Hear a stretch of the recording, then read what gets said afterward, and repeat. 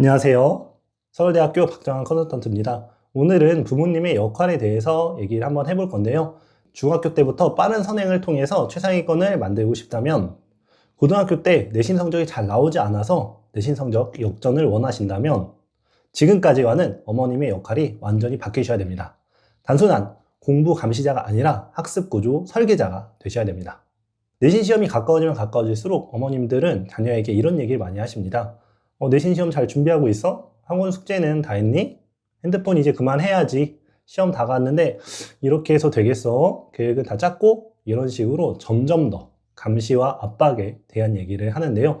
처음에는 걱정돼서 이야기한 거지만 계속 하면 할수록 자녀와의 관계는 더 안 좋아지고 시험 성적도 그렇게 크게 변하지 않는 것을 볼 수 있습니다. 정말로 학생들이 공부 의지가 없어서 이렇게 공부를 잘 안 하는 것일까요? 학년이 높아질수록 이것은 단순히 의지의 문제가 아니라 학습 구조 자체의 문제일 수 있습니다. 중고등학교의 공부는 초등학교와 완전히 달라집니다. 초등학교 때는 어머님이 직접 과목별로 가르치기도 하고 채점도 해주고 옆에서 도와줄 수 있지만, 중고등학교가 되면은 공부량도 많아지고 과목별 난이도도 매우 높아집니다. 특히나 수학, 과학 같은 과목들은 직접 가르치기 어려울 정도로 난이도가 높아지고요. 그리고 수행평가도 함께 진행되기 때문에 이제는 학생의 활동 하나하나를 다 확인해서 진행하기가 매우 어려워진다는 거죠. 거기다가 학생들은 어떻죠? 자신만의 자아, 생각 이런 것들이 강해지면서 더 이상 부모님의 지적이나 뭔가 이야기, 조언 같은 거를 잘 받아들이지 않기 시작해요. 내가 가고 싶은 학원 가야 되고 내가 하고 싶은 대로 해야 되고 이렇게 하다 보니까 점점 더 어머님이 컨트롤하기 어려워지는 것입니다. 이런 상황에서 어머님께서 계속 감시만 하려고 한다면 점점 더 학습 효율이나 관계는 악화될 수밖에 없고요. 결국에는 학생들의 학습 구조를 훨씬 더 잡아줄 수 있는 학습 구조 설계자가 되어야 된다는 것입니다. 이렇게 말씀드리면 어머님들은 아니 내가 아이들의 학습 구조를 어떻게 설계하지? 라고 의문을 가지실 수 있는데요. 사실 어머님들은 이미 아이들의 학습 구조에 굉장히 큰 영향을 주고 계십니다. 어떻게? 바로 학원 설정을 통해서입니다. 화면에 보이는 시간표를 한번 보겠습니다. 이 시간표는 중학교 3학년이나 고등학교 1학년 학부모님이 많이 설정하는 시간표고요. 잘 보시면 월수금에 이제 수학학원이 있고 화목에 비면은 보통 어떤 학원을 넣죠? 그쵸? 바로 영어 학원입니다. 그리고 주말에는 평일에 못 넣었던 국어나 과학 이런 식으로 넣는데, 이 시간표에서는 과학학원과 수학 과외가 추가로 세팅되어 있습니다.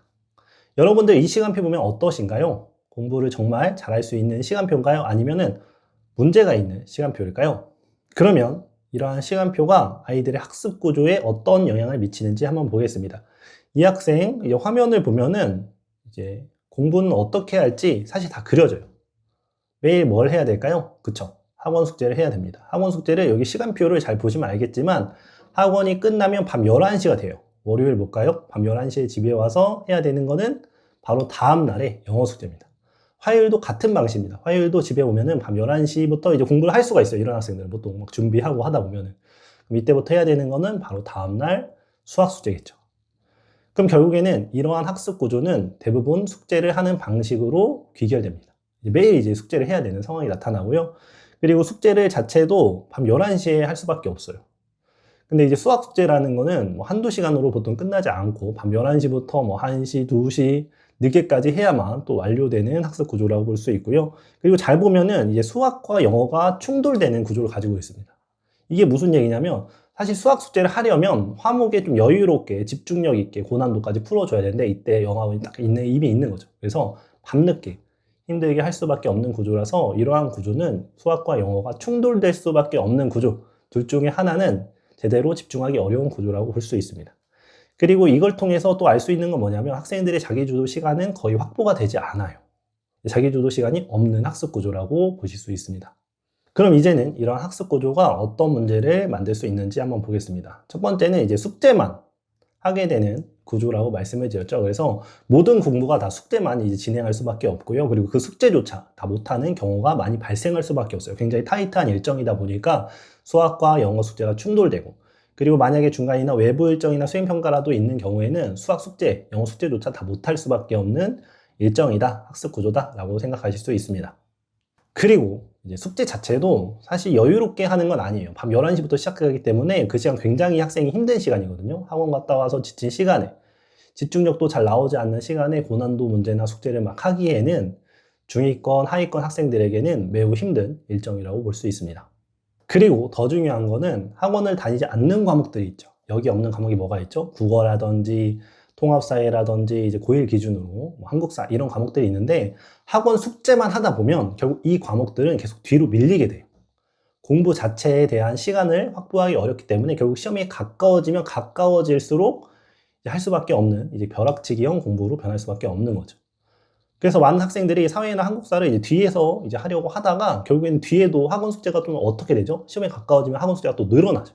그래서 결국에는 사회나 한국사도 제대로 공부하지 못하고 일주일 전, 3일 전 이렇게 공부하다가 시험을 망친 경우들이 많이 있습니다. 이것은 바로 학습 구조의 문제인 것입니다. 가장 큰 문제는 학교 수업에 대해서 집중도나 복습하거나 이해가 안 되는 걸 다시 공부할 시간이 없다는 겁니다. 최상위권 학생, 특목고 자사고 학생들은 수업이 끝나면 이제 방과 후에 가장 먼저 하는 게 바로 학교 수업에 대한 복습이에요. 이해가 안 되는 것도 다시 공부해 봐야 되고, 그리고 숙제라든지 활동에 대해서 준비도 해야 되는데 이 학생 어떻죠? 학교 끝나면 바로 학원 가야 되니까 복습할 시간이 없죠. 그리고 학원 끝나면 바로 숙제 되고, 이런 학습 구조에서는 학교 수업에 대한 필기, 복습이라든지 오답이라든지 이런 거 할 시간이 없는 학습 구조다, 이렇게 볼 수 있고요. 만약에 수행평가가 또 생겨, 그럼 수행평가랑 학원 숙제랑 또 충돌되겠죠. 그럼 수행평가에 대한 집중도도 떨어져서 학교 수업 자체에 대한 집중도가 떨어질 수밖에 없는 학습 구조고요. 아니, 학원에 더 집중하느라 학교 공부를 소홀히 이렇게 하면 내신에 대한 준비는 당연히 더 약해질 수밖에 없습니다.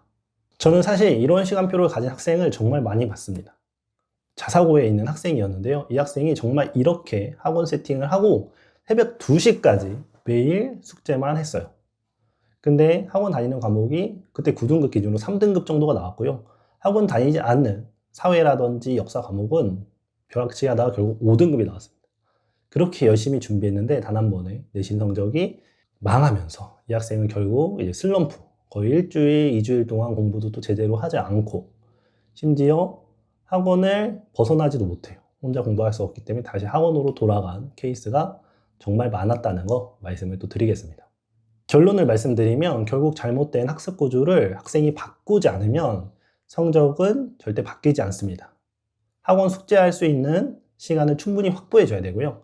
학교나 수업에 대해서 모르는 것에 대해서 혼자 공부할 수 있는 시간, 수행평가를 해야 하는 시간, 혹은 수학을 오답할 수 있는 시간, 이런 것들을 학습 구조 안에 반드시 넣어주셔야만 학생의 문제가 해결되고 성적이 오르는 것이지, 바쁘게 시켜놓고 계속 압박만 하는 것은 학생과의 관계도 점점 더 안 좋아지고 성적은 당연히 잘 나오지 않는 결과를 만들 수밖에 없습니다. 저희가 일을 할 때도 마찬가지잖아요. 팀장이나 사장님이 매일 밤 11시, 12시까지 야근을 시켜 해야 될 일을 계속 줘. 근데 갑자기 와서 이런 얘기를 하는 거죠. 아니 정한 씨는 열심히 하는 것 같은데 왜 창의적인 아이디어를 만들지 못해? 왜 시키는 것만 하고 있어? 이렇게 얘기한다고 하면은 제가 이제 굉장히 당황스럽겠죠. 아니, 이 업무 구조 자체가 창의적인 일을 할 수 있는 시간 자체도 안 주고 뭔가 생각하거나 뭔가 준비할 수 있는 시간 자체가 없기 때문에 업무 구조가 이래서 제가 이렇게 할 수밖에 없습니다 라고 억울하게 말할 수밖에 없잖아요. 그래서 이러한 구조를 바꾸지 않고서 갑자기 뭔가 다른 행동, 창의적인 생각, 성적의 변화, 이런 것들을 만들기 어렵다는 것입니다. 그래서 학습 구조를 설계하기 위해서는 반드시 이 학생에 맞춘 목표를 설정하고 어떤 게 더 중요한지에 대해서 명확하게 알고 있어야 됩니다. 그냥 다 시키고 싶으면 오히려 그 하나하나가 다 안 될 수 있기 때문에 어떤 것이 지금 상황에서 중요한지, 그리고 지금 진행되는 상황은 어떠한 과정으로 진행되는지, 그리고 그 결과가 어떤지, 이런 것들을 고민하면서 학습 구조를 계속 보완하고 설계하는 게 핵심이라는 것입니다. 결국 학년이 높아질수록 부모님의 역할은 줄어드는 게 아니라 더 세밀해지고 더 중요해진다는 겁니다. 대치동 어머님들의 경우에는 학원 하나하나 세팅에 있어서 굉장히 신경 쓰고 단순히 세팅에서 끝나는 것이 아니라 이 학원이 정말 효과가 있는지, 아이들이 숙제는 다 하는지, 효율적인지, 이런 것들을 계속 파악하고 혼자 공부할 수 있는 시간도 적재적소에 배치해서 자기 주도를 충분히 할 수 있도록 공부 구조 자체를 제대로 설계하고 시작하기 때문에 학생도 열심히 하고 성과가 나오니까 어머님들에 대한 충분한 신뢰로 이어져서 이 하나의 팀이 돼서 좋은 결과를 만드는 것입니다.